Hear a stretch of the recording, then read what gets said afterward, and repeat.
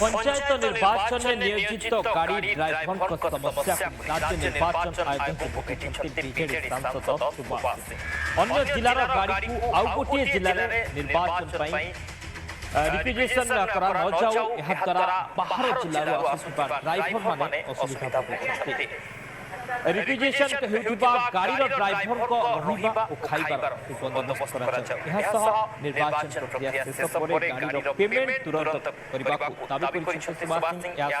ए सब व्यवस्थार तदारख स्वतंत्र नोडाल अधिकारी नियुक्त करने आयोजन पाखे दाबी बीजेडी सांसद सुभाष मोर देन 30-40,000 50,000 गाड़ी लगे सबको विचार कर ड्राइवर मान गोटे बड़ अंश हो निर्वाचन परिचालन करने क्षेत्र में बूथ को जीवार बूथ बाक्स नवा आना प्रति सुरक्षा खाया पीवा रहा संपर्क टिके स्वतंत्र केयर पर निर्दिष्ट ऑफिसर को नियुक्ति दिया जाए पेमेंट केमती पाइपर प्रति व्यवस्था कर माननीय निर्वाचन कमिशन महोदय को साक्षात कर स्मारक पत्र ये सब महासंघर मिलित भाव में समस्त गोटे प्रतिकार हवा इलेक्शन हो कि जेकोसी जगह किसी भी ड्राइवर सुविधा ना